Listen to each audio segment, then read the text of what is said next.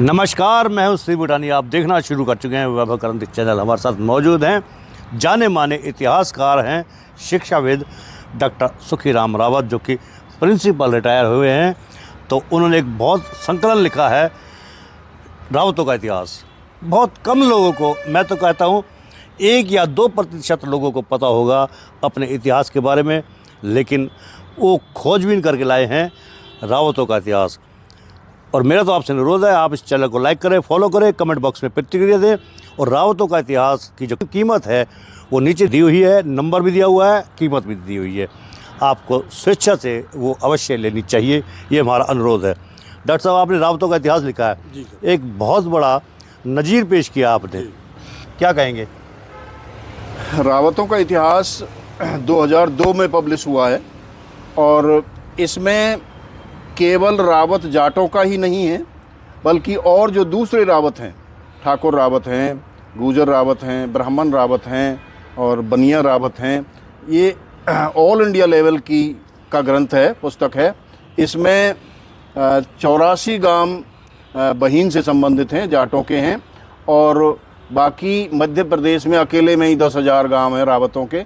और इसी तरह से ब्राह्मणों के भी रावत हैं, गुजरों के भी रावत हैं। 28 गांव चित्तौड़ साइड में हैं इनके, ब्राह्मणों के अंडला आदि 22 गांव रावतों के हैं। तो इस तरह से हमने ये ऑल इंडिया लेवल का काम किया है। और रावतों का कोई गोत्र नहीं है, रावत जो है, रावत एक टाइटल है जो राज दरबारों से सैनिक वीरता के कारण, जिस भी व्यक्ति ने सैनिक वीरता करी है, सेना में लड़ाई के दौरान में वीरता का कार्य किया है, उसको राज दरबार से रावत का खिताब मिलता था, प्लस में जागीर मिलती थी। तो इस तरह से उसके वंशज भी जो रावत का जो लगाते थे टाइटल, जैसे सर छोटू राम है तो सर की उनको खिताब था। इसी तरह से ये जो बहीन के रावत हैं, जिनके 84 गांव हैं, 5 गांव मुख्य हैं शुरुआती, जिनमें बहीन, नांगल, पहाड़ी और मानपुर, अंधोप, ये 5 शुरुआती गांव हैं। बाकी और टोटल मिला के इनके 84 गांव। तो ये इनका जो निकास है वो करौली से है। और महाराजा विजयपाल 1042 ईस्वी में जब उनका देहांत हो गया, तो उसके बाद इनका एक बेटा था रावत ध्रुवपाल। उस रावत ध्रुवपाल के ही वंशज ये रावत हैं, जो वाया जेवर, फिर हुड़ीतल से कोट, और फिर बाद में जो ये बहीन में आए हैं। दादा कान्हा रावत के बारे में कितना आपने सर्च किया? हाँ, दादा कान्हा रावत का बहुत बड़ा योगदान है। 1682 में उनकी शहादत हुई है।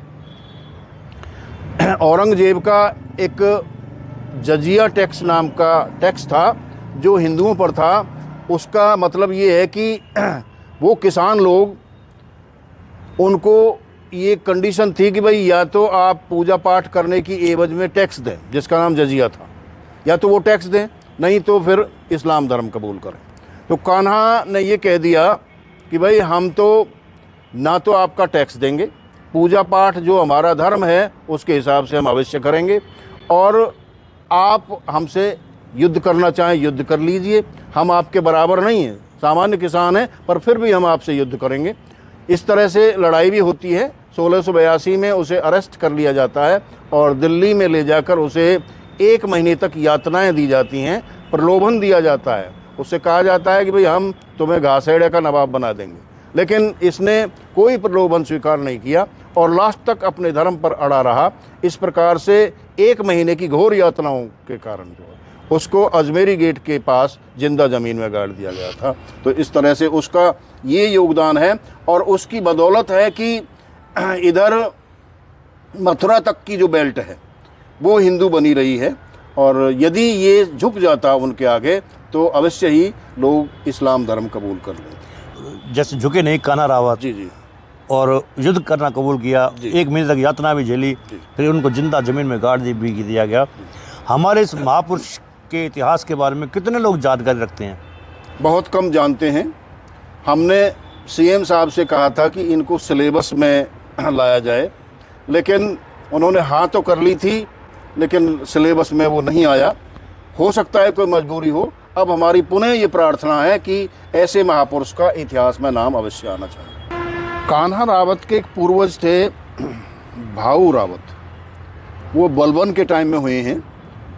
बलबन के टाइम में भी उनकी भाऊ रावत की उतनी ही शहादत है जैसी कान्हा रावत की थी। भाऊ रावत के टाइम में बलबन जो शासक थे दिल्ली के, और उनकी जो राजधानी थी वो नारनौल थी, उनका भी ये था कि एक जिंदा हिंदू लाओगे तो उसे 1 दीनार, और मरा हुआ लाओगे तो उसको 2 दीनार। ये पूरी बेल्ट दिल्ली से और अरावली के आसपास तक पहाड़ था अरावली की वजह से, और घना जंगल था। उन्होंने, बलबन ने, जिसको लौह पुरुष कहा जाता है, इसको जंगल को साफ करवाया, और मेवात क्षेत्र के जो लोग थे उनको ज़बरदस्ती मुसलमान बनाना, उनको मारना काटना, ये उसकी पॉलिसी थी। तो इसने भाऊ रावत ने उससे युद्ध किया, और युद्ध का उद्देश्य था कि भाई ये लोग विदेशी हैं, यहाँ के नहीं थे, ये विदेशी हैं और इनको हटाकर स्वदेशी राज्य आना चाहिए। तो लड़ाई होती है, लड़ाई में उसका सिर कट गया, पर फिर भी उसने दोनों भुजाओं से तलवार चलाई है, हाथी पर सवार था, तो इसलिए उसको रावत बली कहा जाता है।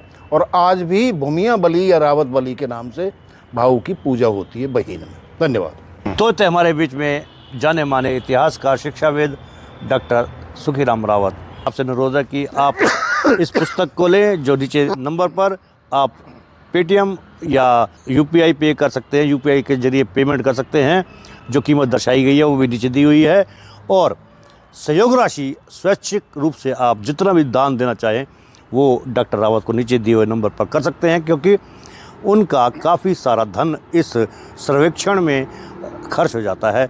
अपने पेंशन की अधिकांश जो आय है वो भी इसमें खर्च कर देते हैं। अनुरोध है कि आप सहयोग अवश्य करेंगे, और रावतों का इतिहास के बारे में जानकर आपको भी अति प्रसन्नता होगी कि हमारे ऐसे ऐसे महापुरुष हुए जिन्होंने काफ़ी संघर्ष किए हैं, शहादत भी दी है देश के लिए, और अपना धर्म नहीं छोड़ा है। रावतों का इतिहास उन्होंने लिखा, उसमें काफ़ी तप किया है, मेहनत की है, तब जाकर आप तक आपका इतिहास पहुंचा है। मेरा तो अनुरोध है कि रावत पाल से ख़ास तौर से कि वो इस पेज को लाइक करें, फॉलो करें, कमेंट बॉक्स में एक प्रतिक्रिया दें, और कमेंट बॉक्स में जाके प्रतिक्रिया देने के बाद इस लिंक को ज़्यादा से ज़्यादा शेयर भी कर दें, ताकि अधिक से अधिक लोगों को जानकारी रहे कि हमारे महापुरुषों ने, ख़ास तौर से अगर रावतों की बात की जाए, कान्हा रावत, जिन्होंने मुग़ल काल में औरंगजेब के काल में शहादत भी दी थी, जजिया कर देना कबूल नहीं किया, ना ही हिंदू धर्म छोड़ा था। तो आपसे अनुरोध है कि आप इस चैनल को लाइक करेंगे, फॉलो करेंगे, कमेंट बॉक्स में जाके प्रतिक्रिया देंगे, और जो पुस्तक है उसको भी आप खरीदने का कष्ट अवश्य करेंगे। धन्यवाद। जय हिंद, जय भारत।